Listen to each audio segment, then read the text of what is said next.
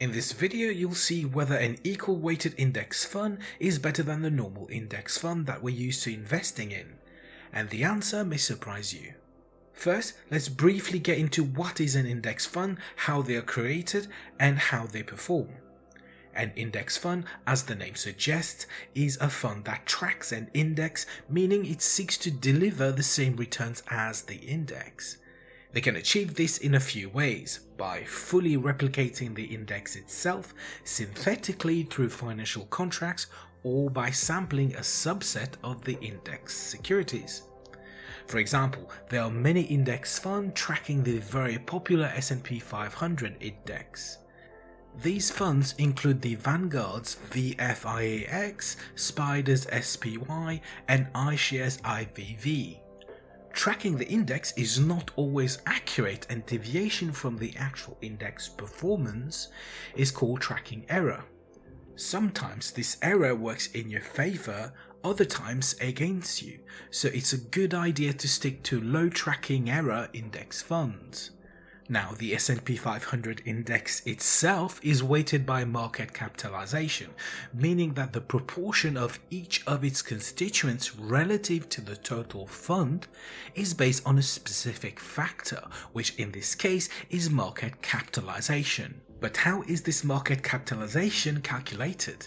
It's simply the market price multiplied by the volume of shares issued.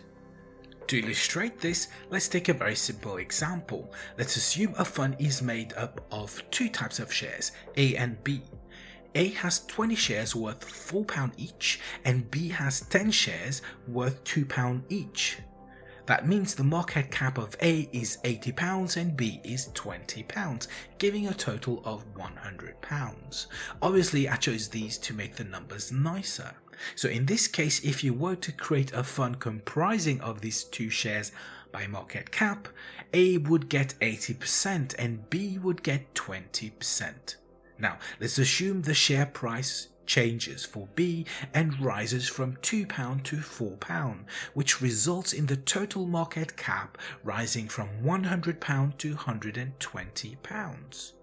When you rebalance the fund, A and B will represent 67% and 33% of the fund respectively. So if you invested £100 in the fund, you would get a 20% return. But now imagine instead of allocating the proportions based on market cap, we chose to allocate them equally. In that case, A and B would each represent 50% of the fund initially.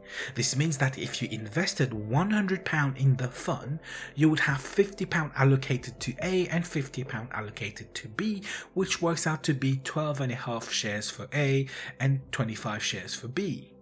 Now remember, B share rose to £4, which means the new total value of the fund is £150. Therefore, in this case, you would have earned a 50% return on your investment of £100. This is really where equal indexing can shine, because it's effectively giving more weight to a smaller share. And if they perform well, they will pull the fund performance up, as we saw in this example.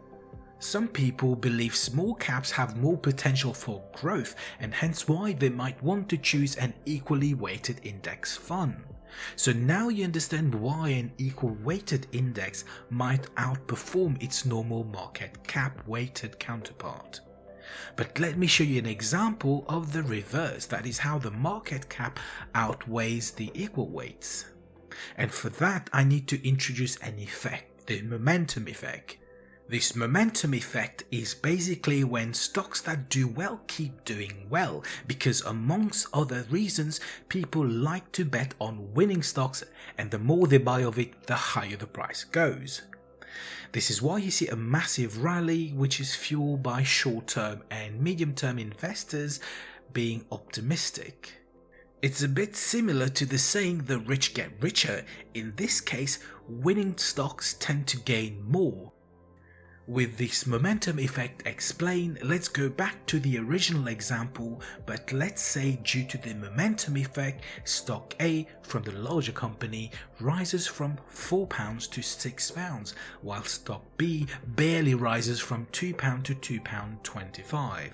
In that case, the market cap weighted fund would outperform the equal weighted fund, and here's the calculations.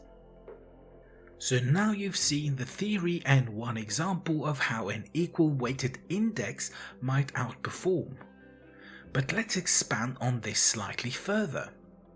One of the main reasons why people prefer an index fund is precisely because they tend to outperform the majority of actively managed funds. For example, the S&P 500 index fund outperforms 90% of actively managed funds. It seems taking the human element and biases out of the equation and let the market do its thing results in better performance most of the time. Can we extend this logic by also removing the human and market bias by giving all stocks in a fund equal influence on the fund itself? That's the principle behind equal weighted funds. Okay, enough with the hypothesis. What does the data actually say?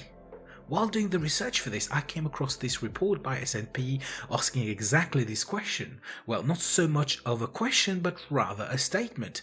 Outperformance in equal weighted indices. That's the conclusion right there. Equal weighted indices outperform, right? Actually, you'll see later why I don't think that's necessarily true here, and there's data to support the opposite. But first, let's see what S&P had to say, and I'm just giving you the highlights here. I've linked the full article in the description below.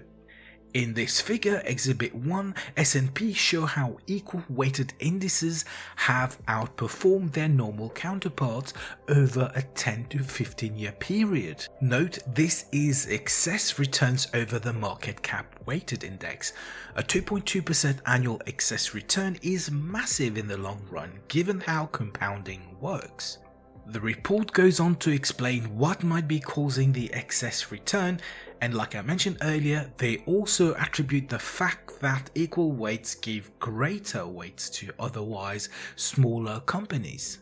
This size effect is shown in Exhibit 3. In this graph, 30% of the S&P 500 companies represent about 75% of the fund total, hence the big bulge. On the other end, an equal weighted index would be a 45-degree line, that is, cumulative index weight and the percentage of constituents would be the same. This line in the report also highlights the value and momentum tilt that the weights bring to the fund. Thus, equal weighted indices sell relative winners and purchase relative losers at each rebalance. Momentum-based strategies typically follow the opposite pattern, buying winners and selling losers, which suggests the potential for a connection in their performance. I quite like this quote as it reinforces the idea that equal weights have more of a value tilt, whereas market cap have more of a momentum tilt. Note, that's not saying it is a pure value or momentum factor investing, because that's different. One final graph I wanted to share from this report is Exhibit 14, which helps explain why equal weights might outperform, according to the authors that is. This graph is worth pausing and reflecting because it shows the contribution of constituents towards the total fund performance. As you can see on the x-axis, there's performance brackets in increments of 50%, and the y-axis shows the percentage of constituents that falls in these performance brackets. You can see the extreme winners and extreme losers. This is where you have to be careful because equal weights will give them equal impact. When taking all this into account, according to S&P, equal weights outperform market cap weights. But does it really? Like S&P, another major index provider is MSCI, and they too have several equal weighted indices. In fact, I was able to get their fact sheets in which they backtest the index back to 1994, so that's about 30 years of data. So let's start with MSCI USA Equal Weighted Index, which represents large and mid-cap securities in the US market. Like many indices, they are rebalanced quarterly, and because of that, in between rebalances, the constituent weights will fluctuate. If you look over the last 15 years, the market cap weights outperform the equal weights as of June 2024. However, if you look over the 15-year horizon, you'll see most of the time the equal weights outperform the market cap weights.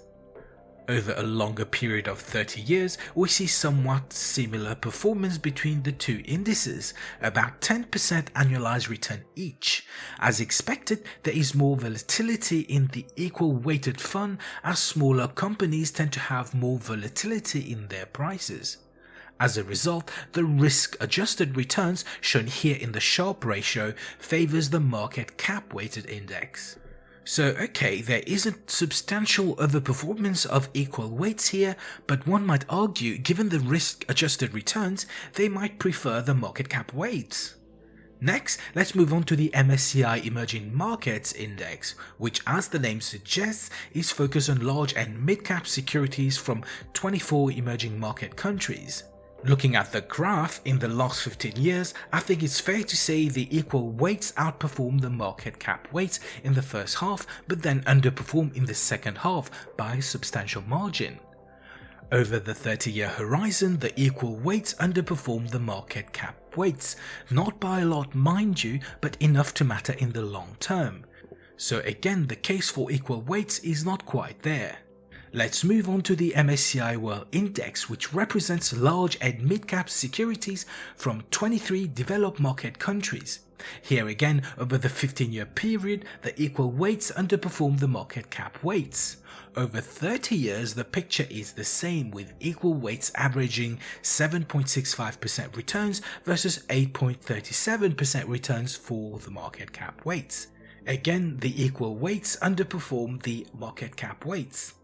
Finally, let's look at the MSCI ACWI Index, which represents large and mid-cap securities from 23 developed markets and 24 emerging markets. Here, the underperformance of equal weights is even more pronounced, seen here in the 15-year graph. And in the 30-year backtest, the funds return an annualized rate of 6.79% for equal weights and 8.06% for market cap weights. Next, let's see how real-world investing in equal weights might have looked like, that is, investing in actual index funds instead of just comparing indices here, because equal weighted funds tend to be more expensive than the market cap ones. To do this, I'll be using the tool I built and have been working on for the past few years. Here, we assume we have an initial lump sum invested and see how that performs over time. First, let's see whether the conclusion from S&P regarding equal weight outperformance still exists for the S&P 500. And to do that, we'll use the index fund ticker SPY, which is Spider's S&P 500 index fund, which will also act as the benchmark. We'll be comparing the equal weighted S&P 500 fund, ticker symbol RSP, against the benchmark to see the difference. Only data from 2004 was available for these two funds, by the way. So what do we see? Well, I can confirm S&P's findings that the equal weighted fund outperforms the market cap benchmark here, as you can see from the gap between the two lines.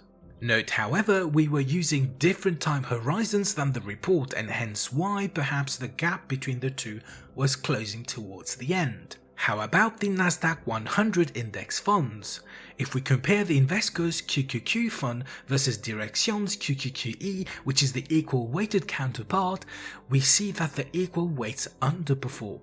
Similarly, by comparing two index funds, CSUS versus EUSA, which track the MSCI USA index, we see the same pattern whereby the equal weights have underperformed the market cap weights, at least for the period we looked at. And finally, looking at IWB versus EQAL, which tracks the Russell 1000 index, we see the same picture, that is, equal weights underperforming. So where does it leave us? Let's recap. We establish the theory of how equal weights might outperform market cap weights and vice versa. Looking at S&P's report, this seems to corroborate the theory, and in practice with their modeling they show that equal weights indeed outperform market cap weights with quite a substantial margin as well. However, looking at MSCI's fact sheets and their backtest modeling, their implication is quite the opposite, that is, equal weights underperform market cap weights. Using stock market data through my tool, I found that these findings were true even when using more recent data. So how come we are getting different conclusions here? I think the reason why S&P got this result is perhaps due to the stricter filtering process. For example, to be included in the S&P 500, you need to be profitable. As you recall, Tesla was not included in the index for quite some time because they didn't meet the criteria of profitability for inclusion. The very fact that you're taking a top performing subset from a pool of companies means you're applying a level of filtering. That is, here you're taking the largest 500-ish companies in the US, then making sure they meet a standard for quality, then applying equal weights to all of them, giving them equal impacts. In effect, you're applying some filtering based on momentum, quality and value to this subset of securities. That would make sense because without this filter, small caps, although having higher growth potential, have a higher failure rate. So for small caps to really make a positive impact, the magnitude of the weighted gains must offset that of losses at the whole fund level. And what better way to ensure that than to apply a filter? Also, I think the data used could have an impact. Using periods with large rallies favors momentum and therefore market cap weights. That's why I think this contradiction exists, but these are just my theories at this stage. If you have other theories, please share them in the comments below. To summarize everything, the theory behind equal weights is sound and presents an interesting approach.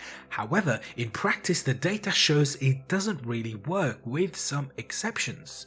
I guess it's time for me to add this to the list of counterintuitive lessons in personal finance. If you'd like to learn 5 more counterintuitive lessons, check this video out. Thank you for watching and see you next time.